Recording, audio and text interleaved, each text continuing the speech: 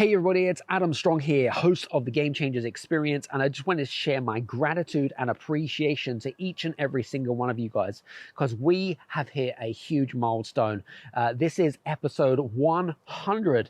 Yes, absolutely, episode 100, and I never dreamt or ever believed that we would ever hit 100 episodes. It has been an amazing ride. We've had some amazing guests. I'm sure that you would agree with me. Firstly, I want to share my appreciation and gratitude to you, the listeners. We've got listeners and supporters from all over the world in 35 different countries around the world. And you know, it's just absolutely amazing. We've had thousands upon thousands of downloads. And I also want to share my gratitude and appreciation to our production team and marketing team because they do an amazing job. And I'm sure you would agree with me as well. And they continue to strive. So my big ask really from you guys is we want to learn, we want to grow, we want to take the podcast to the next level. I have a huge vision and I want you to be part of that journey. But we also want to reach out to our clients and our listeners, and we'd love to get your support and feedback too. If there is a particular guest that you'd like to see on the show, if there is maybe you'd like to, maybe you've listened to other podcasts and you're a big fan of our one and you want to make a recommendation, then please reach out to our team, me and my team, and we'll see if we can take some action. We love listening and getting feedback. So listen, enough from me. Enjoy the 100th episode and we'll see you soon. Cheers. This is the Game Changers Experience. Deep dive conversations with leading business disruptors, Olympic athletes, celebrities, entrepreneurs, and influencers from around the world. This show will teach you insights about the winning principles in mindset, productivity, marketing, branding, entrepreneurship, business strategy, and more. Hosted by Productivity Authority, business strategist, former elite athlete, author, and public speaker, Adam Strong. Hey guys, in this first clip is with my good buddy of mine, JP de Villiers. JP is a serial entrepreneur, motivational speaker, and also professional athlete. In this particular interview that we did, JP had just come back from healing from a serious injury. He was cycling from John O'Groats to Land's End in raising money for charity, and he got knocked off his bicycle, which then changed his life forever. We talk about the importance of success and self-mastery, and I hope that you enjoy this particular clip as much as I did the interview. So enjoy. You talked about living your best life, and I suppose some of the missing keys. You've identified certain things in your life that you were missing. You're missing your passions and things like that.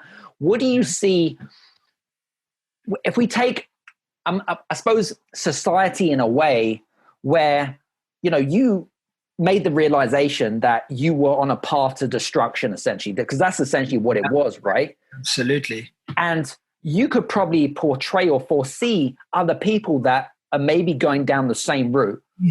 What were the big alarm bells for you? And if people also got some alarm bells, which they're like, do you know what? This guy's making sense to me, man. Like, what is it that they need to, what's the first steps that they need to do to take action? Number one, you want to change your life, you got to change your energy. And I can share with you many different tools in which you can do that. Everything in the world is energy, and energy in the world is everything.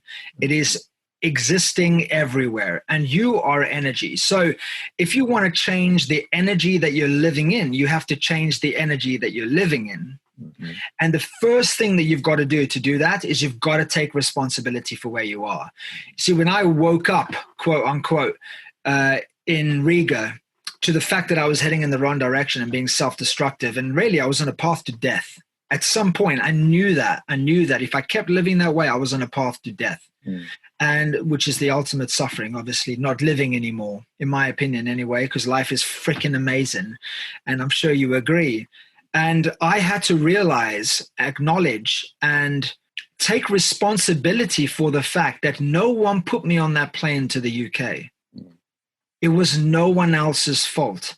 Actually, strange coincidence, but right now, or today, while we're doing this, my team have released a video on social media saying there's one radio station you should never ever play, and that's Blame FM. The second you play this radio station, or you tune into this radio station called Blame FM, that's the second that you give away your own power to change. Because it's his or her or their fault, or the economy's fault, or the government's fault. It's no one else's fault but yours. for where you are, because you're not a tree. You can move, right? So if you don't like where you are, you got to move. And that's the first thing I had to do. I had to take responsibility for where I was, for how I was feeling, and for what was present and missing in my life. That is the very first step. In our second clip, I interview CEO of the WD-40 company, Gary Ridge. Gary is Australian born and runs the big company WD-40, which is a multi-million-dollar company based out of San Diego, California. We talk about leadership, we talk about values. He talks a lot about, how do you build up a company from the ground upwards, and also shares the self-sabotaging effects of leadership. So listen, I love this episode. I think it's fantastic. I think you're going to get a lot of value from it. So hope you enjoy it. Cheers. I see so many CEOs, whether it be or business owners, whether they run a small company or they run a Fortune 500 company, right? And what do you think where do you think that CEOs get it wrong? Because you have gone on a massive journey over the last sort of 40 odd years, from opening a subsidiary in Australia to becoming one of the most well-respected leaders of all time. What do you think some of the, when you have conversations with people on the golf course, for example, or when you sit on a round table with other CEOs of big companies, where do you think a lot of these CEOs go wrong? I think there's three areas, Adam. The first one is, and it's probably not their fault, but they play the finite game instead of the infinite game. In other words, the pressure to deliver short-term results overwhelms the need to build an enduring company over time. And particularly if you're a public company, and particularly if you're a US public company, it's all about what did you do for me in the last 90 days? And that forces them to make finite decisions instead of infinite decisions. We're here to build an enduring company over time. So I think that's number one. Mm-hmm. Number two, which is their fault, is their ego eats their empathy instead of their empathy eating their ego. Mm.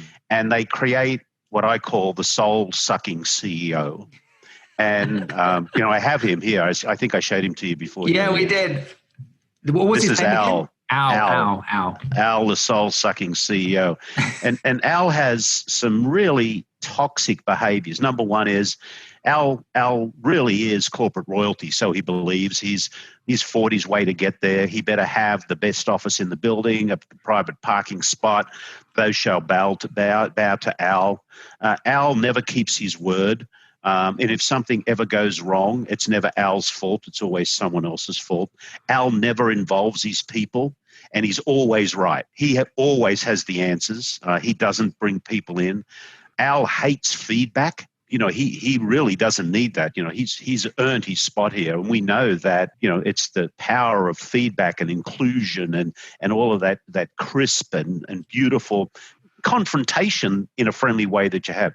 Al hates learning, and he doesn't embrace what we call the learning moment. He leads by fear. Now, the learning moment to us is I have never made a mistake in my whole life, Adam. Can you believe that? Definitely not. I could never believe that. And you're right. But what I do, I don't call them mistakes. I call them learning moments. Yeah. And I have millions of learning moments. And the definition of a learning moment is a positive or negative outcome of any situation that needs to be openly and freely shared to benefit all people. Right. So at WD-40, we don't make mistakes. We have learning moments, and we encourage them. And we praise and applaud people for positive ones and negative ones, because we want them to feel safe in the circle of safety, sharing what's working and what's not working. And Al doesn't like that. It's fear-based. So Al has these awful attributes, and I wrote an article. It's actually on LinkedIn. If anybody wants to read it, it's about the soul-sucking CEO, where I describe these behaviors. In my third clip, I interviewed Guinness World Record holder and ultra endurance athlete Mark Beaumont. I particularly love this interview because we talk about so many different things, from fear, how to manage fear, how to also manage risk, but also the correlations between ultra high endurance and entrepreneurship and how that entwines into two. So listen, hope you enjoyed this particular highlight as much as I enjoyed doing the interview. sometimes I see a lot of, I suppose, business owners and entrepreneurs, they just grind. Do you know what I mean? They just grind and but for you, you've got the mixture of, okay, let's stay physically and mentally fit as well as run it. Do you know what I mean? I think that's the difference. So I'm very lucky that I always joke that I spend half my life in a suit and half my life in Lycra. And it's probably not that, but you know what I mean? So I've got a finance career. I'm a partner in an early stage investment fund. We back early stage science, engineering and technology businesses. We've got a portfolio of 12, soon to be 13 companies. We've invested, and co-invested 25 million into these fantastic ideas, typically coming out of Scottish universities. So, my background's economics. And people don't know that. If they follow me on Instagram, they think I spend my life riding a bike. I love riding my bike, but I spend my entire, whether you're talking about growing an early stage science company or pedaling around the world in 80 days, you're still about getting the right team around it, tightening time frames, building strategy, fundraising, all these key components. So you have remarkably similar conversations. And my skill set, I always say I'm not the world's best bike rider. I live in Edinburgh in Scotland. I'm not the best bike rider in Edinburgh. And yeah, I've got all these world records because I've had the confidence to do stuff that other people haven't stepped out to try. And, I've backed myself, I've built the team, and I understand how to build these mega projects, which is a completely different skill set than knowing your FTP and, knowing how fast you can be on a bicycle. I'm 6'3" and 90 kilos. I'm not the world's best bike rider. And yet I've not just broken, but I've obliterated these world records. I've created these huge leaps in performance because of planning, because of team, it's because of the strategies around it. And I've failed a number of times, but you're never going to have an entrepreneurial career without, some pretty significant knocks as well. So do I get balance? Yes, you're right. Because I can't, when you talk about the grind and that sort of battle of attrition that people feel, that sort of isolation and loneliness of work, for me, you need to have sort of the metaphoric sort of arrows coming in the way at times, getting quite obsessed about what you're doing. And at other times, you need to get the arrows pointing the other way, be that community, family. What's your wider impact on the world outside of making money? And I think the entrepreneurial journey can just become about, accumulating wealth. And if I was to break down, the scarcest commodity is not money, it's time. And if you break it down more clearly, you think, well, what do you want to be, your legacy? It's not going to be about, the size of your mortgage or, your monthly outgoings. It's going to be about three things. It's going to be about family. It's going to be about community, local, nationally, and globally. And it's going to be about your work, the things you're passionate about. So those three spheres need equal thought in terms of how you create positive impact and time. So I think the grind that you're talking about is if you get too lost in one of them, you can get entirely lost in your family and work suffers. How many people have prioritized work for decades and then suddenly realize they missed their kids growing up? Or how many people think, well, hey, I'll take third sector charitable roles and, try and take on, feel good positions once I've lived my career and taken care of family. And then, you do these things in your 50s and 60s. Nothing wrong with that if you come to it late. But my point is, life is what you do now, not what you plan to do in the future. And so you're never too young to start thinking about all of these things. And you can't kick the ball down the road with any of these important impacts in your life. So if you want to be connected to the world around you, there's a big bad problem out there right now. You've got to create time to address that. And I'm not saying this because you want to sort of be a goody two-shoes. I'm doing it because it's fundamentally good for your mental health. It's fundamentally good for your sense of purpose and well-being. Because if all you do is put your blinkers on and, grind away at work to make money, guess what? You're going to be fundamentally unhappy because you're going to lack purpose and connections to wider things. So, it's been a horrible year for so many strands of my work, but luckily I don't do one thing. And I think for anyone who does one thing in their life, it becomes a chore. It becomes a real grind. You gotta sort of think sort of broader than that. Like, how do I make sure for my own sense of purpose, let alone the impact I can have on the wider world, that I'm actually prioritizing other stuff than, work. And I think people that really struggle is just because their chips are in on one thing. In my fourth clip, I interview world behavior specialist and global educator, and also the author of over 40 different books, Dr. John Demartini. John is one of the most knowledgeable people on this planet. We talked about vision. We talked a little bit about ego. We talked a little bit about how to become unstuck. If you're stuck in your business or in life, we show you a way in which you can do that. Listen, I love this interview so much. I hope that you enjoy it too. You had your parents' blessing. Did you ever have any, I suppose, not regrets, but kind of when they said to you, oh, you have our blessing, did you kind of ever feel like you feel abandoned by them at any point in time? No, Okay. I look back at my, I don't have anything that I can say other than thank you to my parents. I had a notarized form. I had to go down to a notary with my mom, and they notarized a document that I could carry and fold it up in my kind of wallet looking thing that they had. Right. My dad said, keep $13 in your pocket, never spend this $13. So they can't put you in a jail for vagrancy, and make sure you have this document. And here's the contact details in case you ever get pulled over, or, people wonder why you're doing what you're doing. And they took me out to the freeway, Interstate 10 in Houston, Texas, and said, go live your dream. Wow. At 13 years old.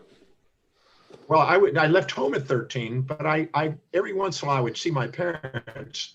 And then at 14, I said, I'm going to California. And they said, well, let's get this organized. And they made the arrangement.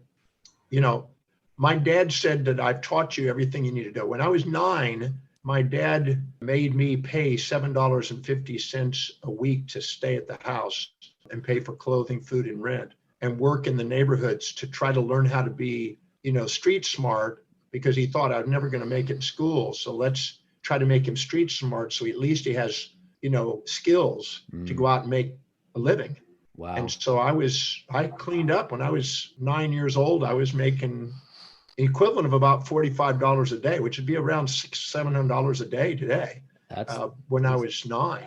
And I had 9 employees working for me at the time, working and doing all the arts. So my dad was trying to get me to be an entrepreneur. He said, look, I've taught you what you need to know to survive out there. Go live. You want to go make it? Because I really did have some sort of capacity to go surfing and thought maybe I could make it in the surfing world. Now today, there's lots of money in the surfing world. There wasn't a lot of money in the surfing world back then. but so I went out and rode North Shore. And on my 65th birthday last year, I went out to the North Shore and surfed Pipeline and Lani K. That's cool, man. I love that. It's interesting. You like seeing you and people that know you wouldn't see yourself as a surfer, right? I mean, I would never have seen you as a surfer, but hey, you know what? We've all got hidden talents, John, right? Exactly. I believe it or not, I used to surf. I lived at Eokai Beach Park most of the time. And Laird Hamilton was dropped off there.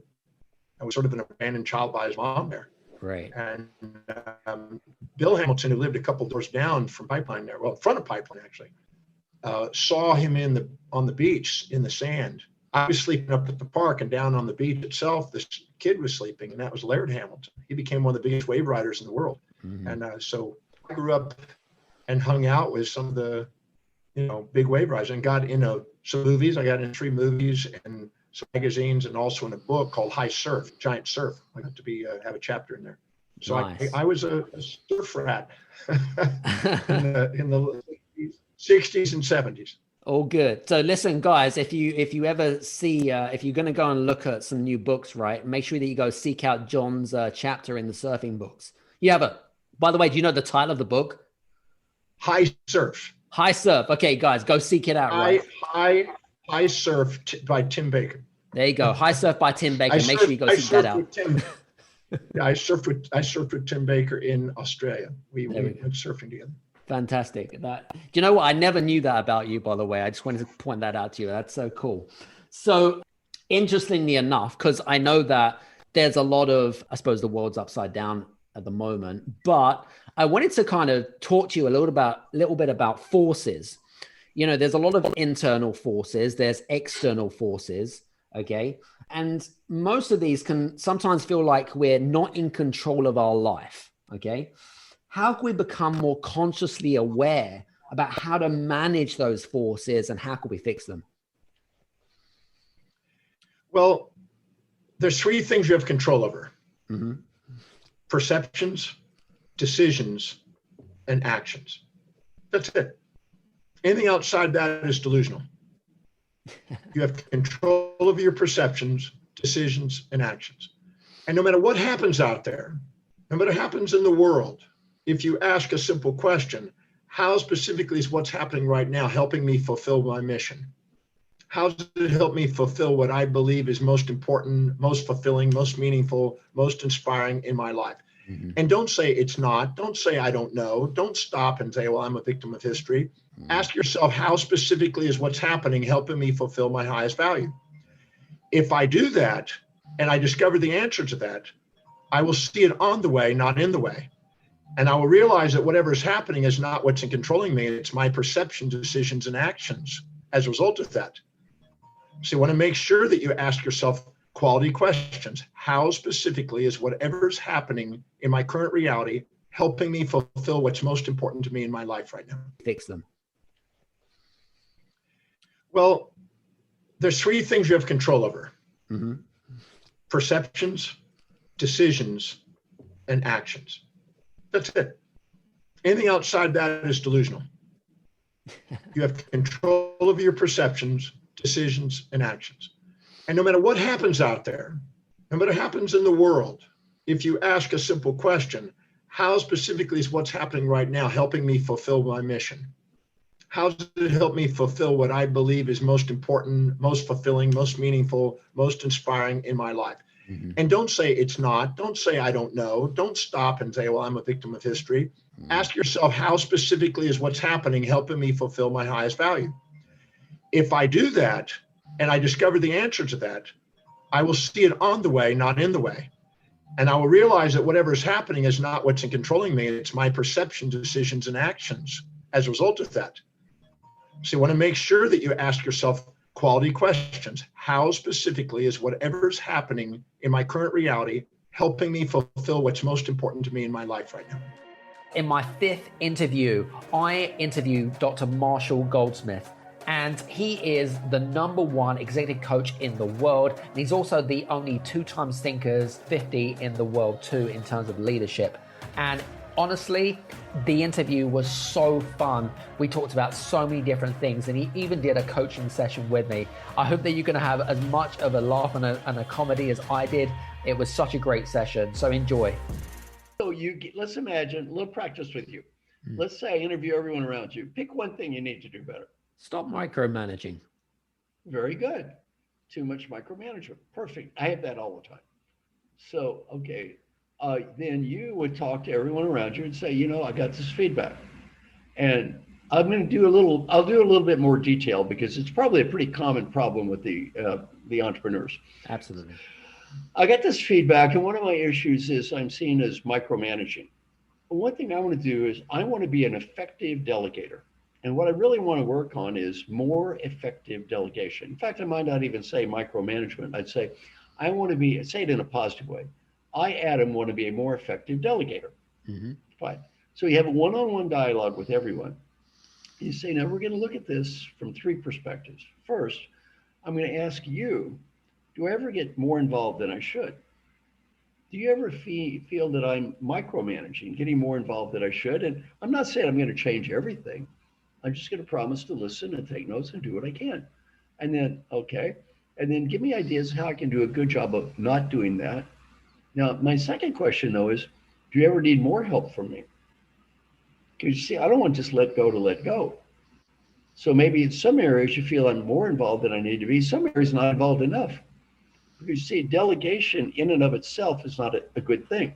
Mm-hmm. You delegate to the wrong person, you don't help anybody. Sure. So the question is not, I want to delegate more, I want to delegate more effectively. Mm-hmm. So are there areas where I need to get more involved than I am? And what the person might say is, Adam, over here, I think you get a little too involved, but over there, I really need more of your help. You see what I'm saying? You don't want to just delegate to delegate. Right. Then Then you say question 3, do you ever see me, Adam, doing things at my level that Adam doesn't need to be doing? And what would those be? That maybe other people could do this instead of Adam. And then you take notes and listen. So you talk to everybody, then you write down notes, and then you talk to me. I say, who'd you talk to? What'd you learn? What are you going to do about it? Now, everything is feed forward for me now. All about the future, not about the past. Whatever sins you've been past, I'm not going to change anyway. We're moving on. I say, now I'm going to give you my ideas. Now I give you my ideas. Whatever I tell you, you say thank you. You don't judge, you don't critique, you don't argue. You say thank you. And if you talk back, I fine you $20. It's like a swear jar. It is, yeah. You don't prove I'm wrong. And it's a good discipline because you see the people I work with are always used to having to prove how smart they are and right they are. Well, you don't do it with me. Mm-hmm. If I tell you something, now you have to do the basics. That's required. Right. No arguing. Do it or goodbye. Everything else is optional. Mm-hmm. You do it or not. You don't do it, it's okay. I don't care. I'll never know the difference. Do it if you think it works. They never argue. If they argue, I charge them money. Now you might say the people I coach are rich people. And the money, but this is funny. I charge them money if they start sentence with no, but, however, they argue, try to prove they're right. I charge them money, $20. Then you might say, well, these are rich people. They don't care about, and the money goes to a charity they pick too. Now you might say, well, they don't care about losing money. That is wrong. Look, yeah, old rich men don't care about losing money. Wrong. they hate losing any money. So like one guy, I'm going, $20, $40, $60. He goes, this is expensive. I said, you made $35 million last year. And this money is going to go to a little homeless child. He goes, oh my God. Oh, I'll pay the $60. I'll pay the $100, whatever, right? Now, my funniest story occurred in India. Mr. GM Rao. Mr. GM Rao is a great guy.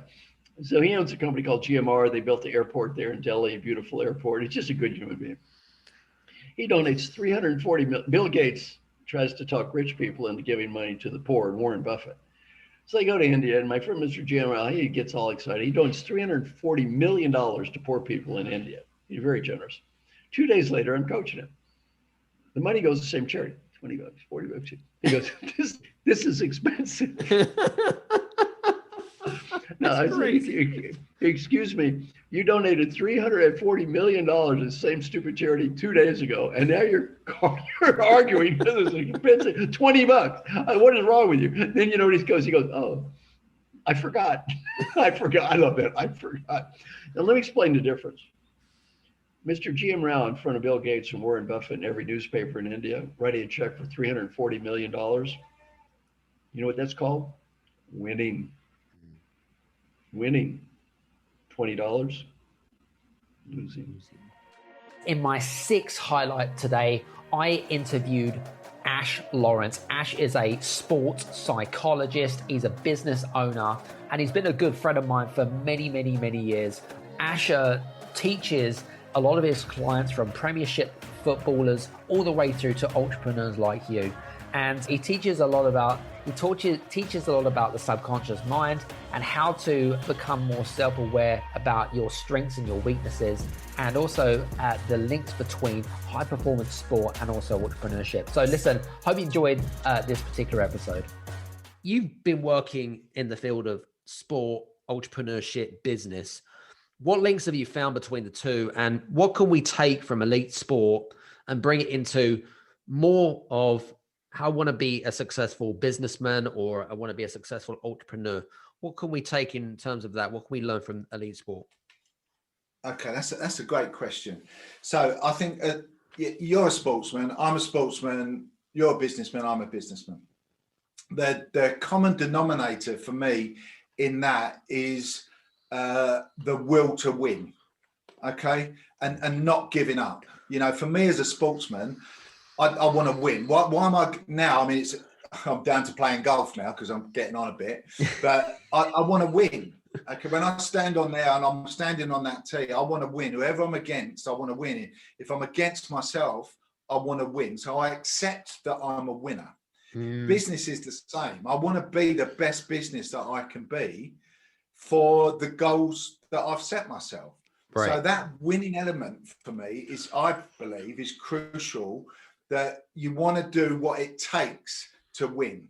Now, I see lots of people, there's a big difference between good and great in sport, you know, and that is the mindset of that. But they're not prepared to do what it really takes to go to that next level. And there's a lot of business people out there that have still got that employee mindset, is, oh, it's my own business, so I'll go in a bit later today, and I'll finish early today. Well, it's my business, I'm the boss, I'll do what I like. And the reality, it's not like that. You know, I've got a mentality. I own my own business, 4 of them, and I only work half days. That's all. I only work half day in my business. There's 24 hours in the day, and I work 12 of them. And that to me is what it's about, because it's I will not be beaten, and that is where sport and business comes together. I'm determined to do what it takes to achieve the goal that I want, whatever that's, you know, financial, whatever. Do you know what? It's a really interesting thought process here, because, you know, I agree with your point about the whole kind of, you know, creating that competitive edge, the fact that, you know, we all want to become winners. But then interesting conversation with Dr. Marshall Goldsmith from last week's podcast. And the fact that if you were it doesn't matter who you are, say you're a CEO of a $1 million or $1 billion company or whatever it is. And the fact that a lot of people just don't like to lose, right?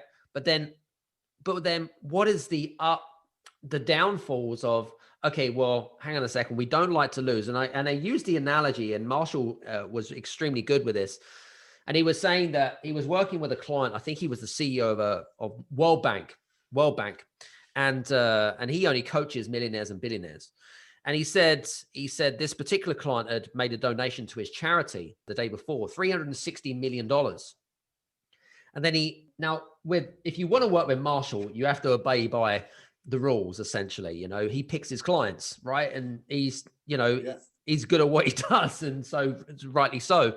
And so one of the things that he gets his clients to do before they work with him is they get him, and he got me to do it as well, to put their hand up and say, I promise, okay, that whatever I'm going to be taught, I'm going to say thank you. Okay, so thank you. So no arguing, no questioning, just thank you. So this particular CEO who he was coaching kept on arguing, because it kept on arguing with him and saying, hey, so this is what you got to do, this is what you got to do, blah, blah, blah. And it was like, and then he was questioning him. And then for every time a client argues with Marshall, he fines them $20. Okay. And now at the end of this, this is an interesting concept. He got to about $300, and the chap turned around, and then this guy's really wealthy. He turns around and he said, wow, this is an expensive session. And he goes, what do you mean? This money that I've just fined you is going to the charity that you donated $360 million to yesterday. How's that expensive? He said, the only what the big difference is you don't like to lose. That's the only difference. No one likes to lose. In my 7th episode today, I interviewed Adam Cox. I've known Adam for quite a number of years. He's one of the leading hypnotherapists in the UK. He's got a practice on Harley Street and has been interviewed and on the media around the world. And he's worked with lots of different celebrities and even normal people like you and me on hypnosis. Now, we talk in this particular episode about self-sabotage and how to overcome self-sabotage and how to overcome it. So listen, I hope you enjoyed today's particular highlight. Talk about collaboration is that it's also, I suppose, in a way, people's false sense of insecurities as well, you know, because, you know, we all like to win, right? We're all trying to compete against each other. But actually, in this day and age, best thing to do actually is to really collaborate, work together, because we're all kind of working towards the same goal. And, you know, do you know what I mean? Totally. Yeah. I mean, from my point of view, the way I think about it is that there was a time when there was no businesses, there was no people. So the whole economy, the global economy, has come from nothing. You know, I'm a big fan of the metaphor of alchemy. And from my point of view, there is no shortage of opportunity. There's no shortage of wealth. There's no shortage of money. There's no shortage of business ideas. What there is a shortage of are people that have the courage of their own convictions to pursue things. And I think that's what we need more of. So actually, you know, I'm a big fan of collaborating with those people where the kind of the combined ingredients create something much more valuable than the sum of its parts. And you see that in lots of different situations.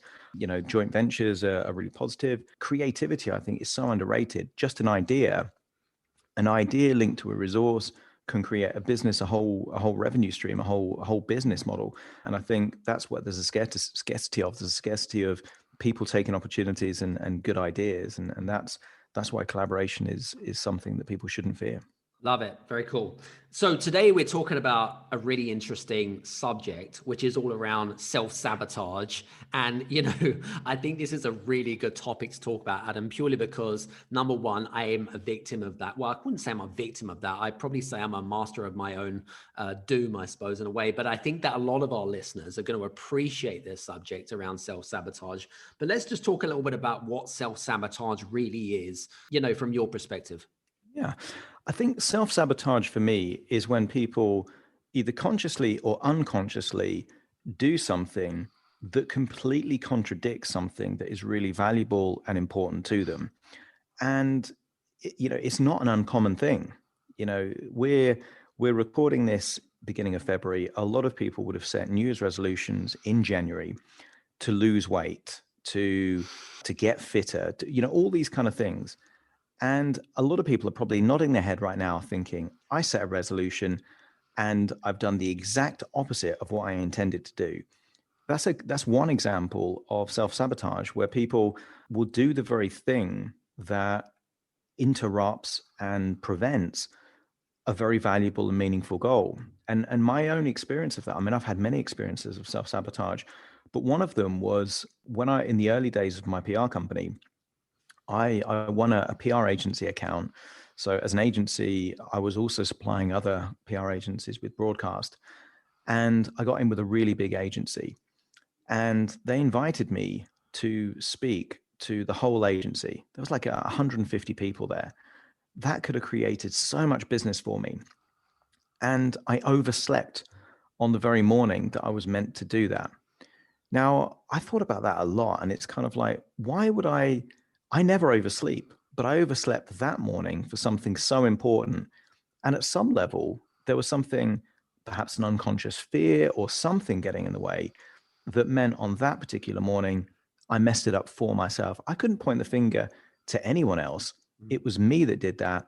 And it got in the way of something really potentially valuable and important.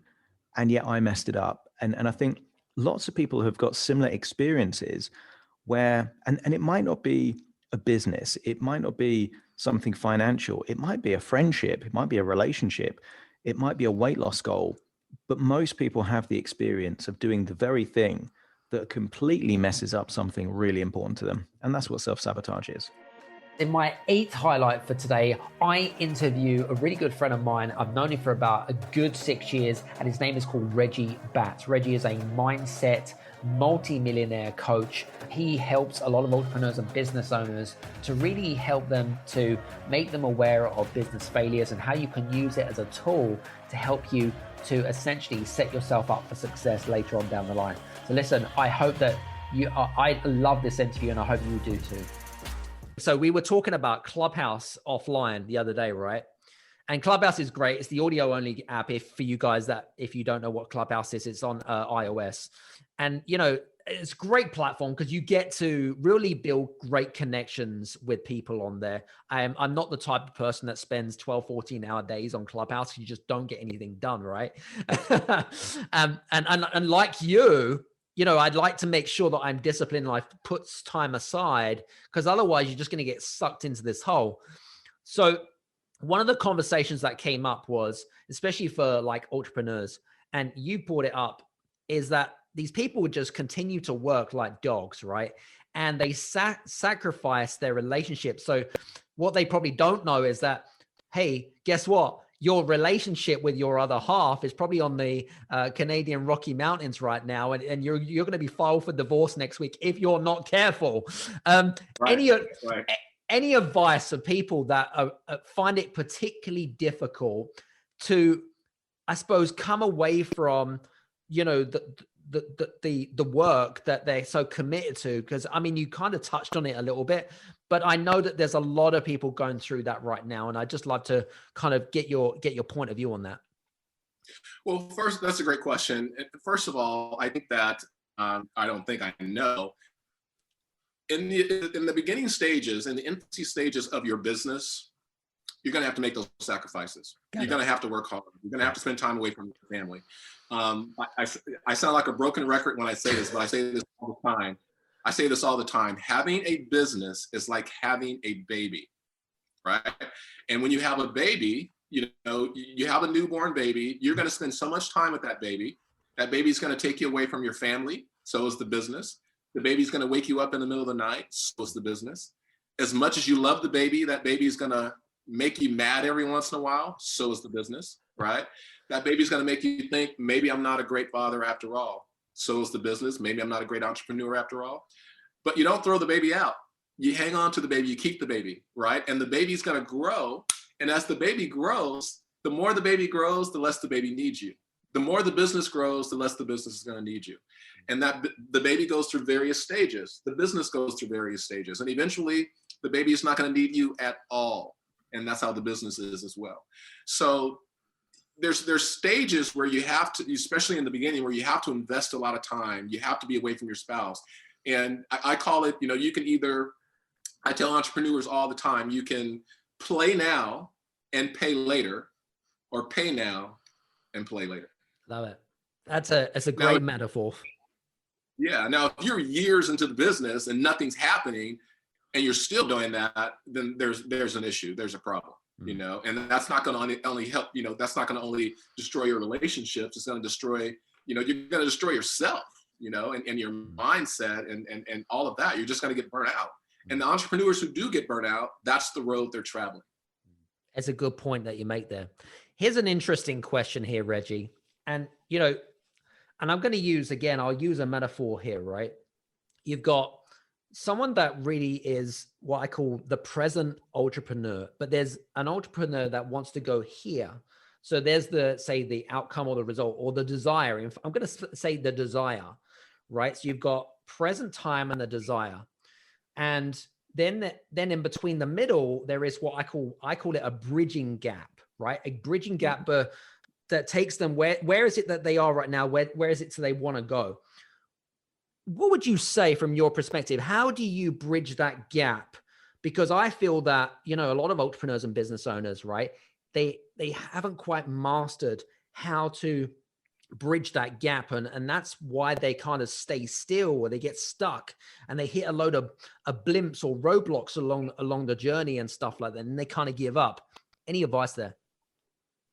Well, I think that they have to do things totally different, you know, differently, because I think oftentimes as entrepreneurs, especially if you've been in business for a very long time, you're used to doing things a certain way. Strategy is one thing that you have to change, but you also have to change the mindset of the strategy. As you know, it takes a whole different strategy and a whole different mindset to go from 6 figures to 7 figures and 7 figures to 8 figures. Hell, it takes a different strategy and a different mindset to go from $100,000 to $500,000. Right. So we have to, I think one of the ways that I overcame it is I accepted the fact that I have to always step outside of my comfort zone. I have to always do things differently. By the way, even if you had a year last year that was wildly successful, you still have to do things differently this year in order to make this year better than last year. Right. Because even if you do what you did, even if you do exactly what you did last year, at best, you're going to get the same result. And most people, a lot of people don't even get the same result. So you really have to do things differently. You have to step outside of your comfort zone. And you know, I've had coaches have me do things that I thought was absolutely insane, you know, and I didn't want to do them. And these are things that would bridge me from where I am to where I wanted to be. But based on my view of the world, it was insane to do something like that. But based on their view of the world, it was the most logical thing to do, because these are things they've done over and over again. I remember one of my coaches, one of the first things he wanted me to do, I had coaching clients who weren't paying me. And 60% of my coaching clients were not paying me, right? So where was my focus? My focus was chasing I was just chasing receivables. Now, the other 40% of the people who were paying me, and by the way, who were my best clients, I wasn't giving them any attention at all. So what my coach wanted me to do, he says, I want you to fire 60% of your clients. He wanted me to fire the people who weren't paying. That wasn't logical to me, right? I'm like, you're absolutely crazy. And he's like, they're not paying you anyway. And the likelihood of you collecting those revenues is slim to none. Right. So we got rid of those clients responsibly. And I was able to bring on 7 additional clients, which was significantly less than 60%. And within 3 months, which far exceeded the revenue that I had with those other clients. Mm-hmm. That's not a decision I would have made on my own. That's not the decision that I wanted to make. Mm-hmm. But my point in telling you that story and going back to your question is, sometimes in business, in order for us to get from one place to another place, we have to do things differently. We have to make sure that we're getting the right advice to do those things differently in order to bridge ourselves from where we are to where we want to be. Very, very important. So, and sometimes we just don't understand what those things are. Even today, my coach has me doing things that maybe I don't understand it, but I have such a great track record of succeeding because of his advice that I just don't question it anymore. In my 9th episode today, I wanted to feature my good friend, Jen Groover. Jen has built and grown multiple businesses. She's been featured in huge amounts of magazines, including Success Magazine, Entrepreneur Magazine, and was also one of the first women to ring the bell in the New York Stock Exchange. And I love this particular interview because we talk about so many different things, including things such as manifestations, the power of the universe, quantum physics, so many different things that's going to help you to succeed in what you do. So I hope you enjoy it. The last 18 months, I've been on a bit of a journey myself personally. And one of the realizations that I have came to realize is the power of the universe. Now, I know that you believe this, right? The power of the universe. And what's the word? I suppose creating manifestations, right? Which to some of our listeners might sound a bit woo-woo, but just stay with me, guys. Just stay with me, okay? What do you believe in terms of the power of the universe and creating manifestation? And how do you apply this, should we say, power of the universe in what you do? So for anyone who thinks this is woo-woo, it's actually science, and it's called quantum physics. And if you want to start to understand just the entry level of quantum physics, you can Google what's called the observer theory. And it's literally a cartoon that will come up that will show you what quantum physics is in a very elementary way, but it will be your introduction. And it will also teach you to not think about what you don't want and think about what you do want, because your thoughts are energy that create reality. So what do I believe? 1,000,000% in that. And why? Because I was fortunate enough to have Bob Proctor as a personal mentor of mine in my 20s. So this is back in the late 90s and the early 2000s. So imagine how woo-woo this sounded then, right? This is way before The Secret came out. Right. But everything he was teaching were the universal laws, just like gravity is a universal law. So universal laws of abundance, universal laws of manifestation, universal laws of attraction. So they're all laws. There's actually physics applied to them. So I had never experienced information like this. Like when I was talking about my mom earlier and those athletes, they were applying these principles, but they weren't breaking them down, so to speak, when she was interviewing them. And it's now when I look back and everything we're learning today in the universal laws, it was very 3D language. 3D is ego, 3D is materialism, 3D is very, very one-dimensional. And we're now, as the universe accelerates in speed, many of us are elevating in consciousness to what's called 4D or 5D. So I hope for the most part, I stay in 4D, 5D, but it's just, we'll all slide back to 3D. But I have manifested literally everything that I am today, coming from the childhood I had. My brother is only 11 months older than me. So while my parents instilled good things, there was a lot of trauma, and trauma can very much override all these other good things if you don't heal the trauma. So my brother's only 11 months older than me, and we are completely opposite human beings because he took the victim mindset and he became very angry, very entitled, very overweight, self-sabotaging, would cheat on every partner he was with. And this way we caught my dad cheating on my mom. He would repeat the cycle. Luckily, I went to college and studied psychology and realized how to create pattern disruption. And I also did something else that was very subconscious, but I thank God I did it. Every single one of my best friends in high school and college all had intact, amazing families. I would literally just sit in their homes and pretend I was part of the family. I would pretend I was one of them. And they all adopted me. Like they would all take me on family vacations and I'd be there all weekend. And so going back to the manifestation, I very well could have gone down a different path, like my brother. And by the way, my brother was way smarter than me, way smarter than me, textbook smarter. So everything that I am, everything that I have, I created it way before it was, as an author, as a speaker. You know, when I was younger and I was in the fitness world and I was like, I want to like take this to the next level. Like for the rest of my life, I want to be able to get paid to travel the world and inspire people. And I'm living it. So I believe in it so much. Then my final highlight of today's 100th episode highlight is actually myself. I did a great show with a good friend of mine called Sammy Blundell, who's been an entrepreneur for the best part of 20 years. And Sammy featured me on her show called The Ripple Fest. And I share some of the important parts of building a business through collaborations and how to create an astronomical vision. So I've thoroughly enjoyed this, and I call this How to Own Your Lane. So enjoy. Let me ask you guys a question. Does it not make sense for us to kind of work together in collaboration to be able to help accelerate that journey? What do you think? Yeah? So a lot of you are nodding your heads. So this is what I came to realize about 18 months ago. If you want to go far, do it alone. But if you want to go really far and you want to create impact, then you have to learn to collaborate, right? Collaborate with people that, number one, fit your values, right? Your values are you know, they're personal to you. Your personal values, you know, my personal values are different from everybody else here. Okay. Not everyone likes me, and that's okay. Right. And not everyone's going to be attracted to me, and that's okay too. So collaboration.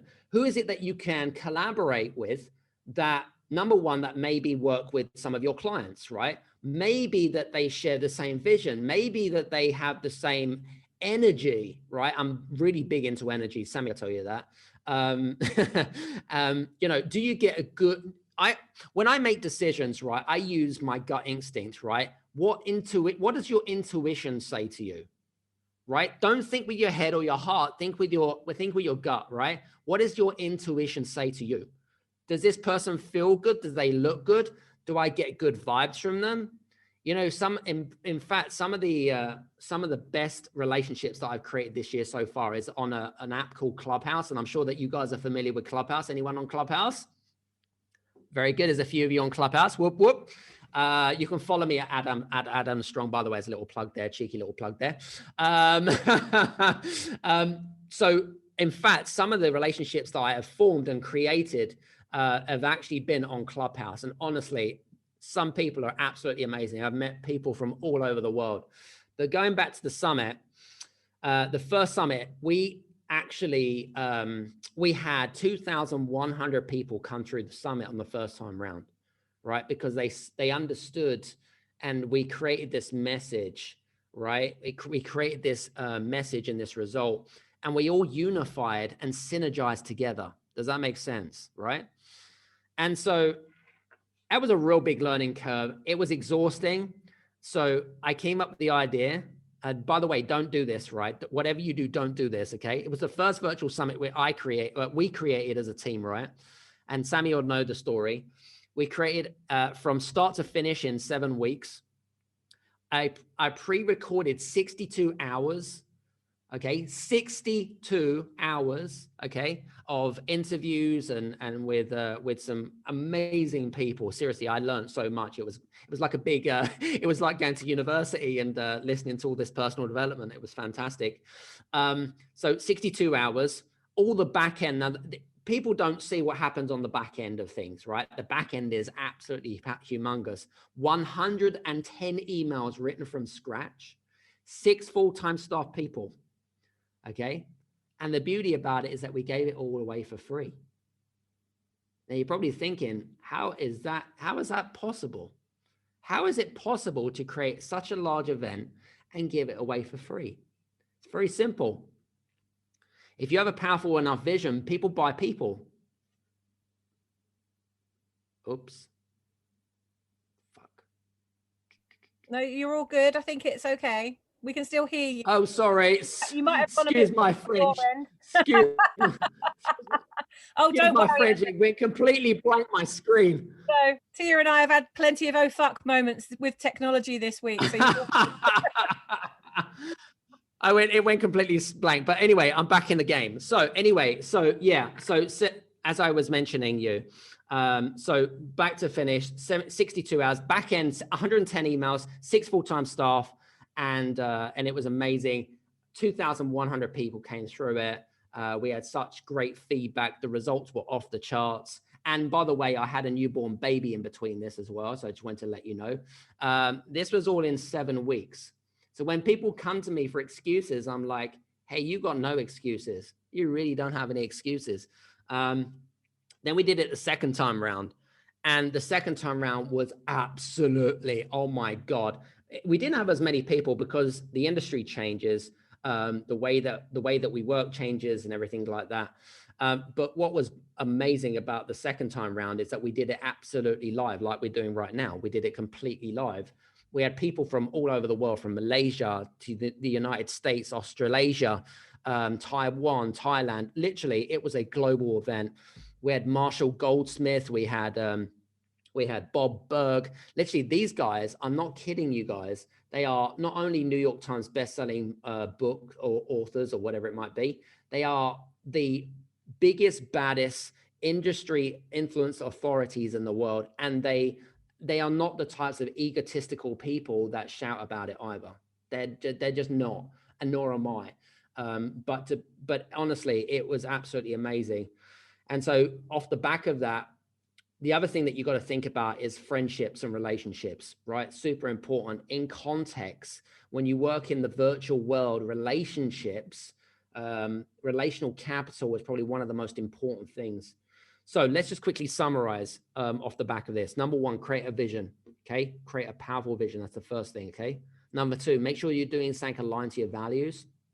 Really super important. If you don't know how to create values, just go back. Don't think of it as I'm hardworking, I'm professional. No, that's standards. And there are standards and there are values, very, very different things. So values, really, really important. Who can you collaborate, right? Which influencers, which industry authorities, what clients. I know that Sammy does a lot of stuff with you guys in terms of clients because she wants to showcase you, right? And you'll notice that the people that get to a level where money, I don't give a shit about money. Sammy doesn't give a shit about money. You know, this event is free effectively. It's done for charity. And so that's what I love about it. And it's the same for me. Like, money will come, right? The universe will reward for those who give back more. It's as simple as that. Third or fourth, intuition. Go with your intuition and your gut instinct, right? Think with your intuition and gut instinct. And then the last one, which was all about the power of collaboration. Hey guys, me again. I just want to say thank you so much for listening to today's special 100th episode anniversary celebration. I just want to say a big sincere thanks to all of our guests that we've had on the show, because honestly, without you guys, it wouldn't be such a successful show. So I just want to share my gratitude and appreciation. And for you guys that have been listening in, I hope that you've been making notes, filling that notebook and implementing some of the strategies that you've been taught today. My big ask for you right now is to go over to our Facebook group. That's facebook.com/groups/Game Changers Global. So if you go find that out. It'll ask you a few questions just to make sure that you're the right fit for the group and engage in some of our great community and our great tribe. So from me, hope you've enjoyed today's show, and hopefully you will come and join us for the next 100 episodes. Cheers now.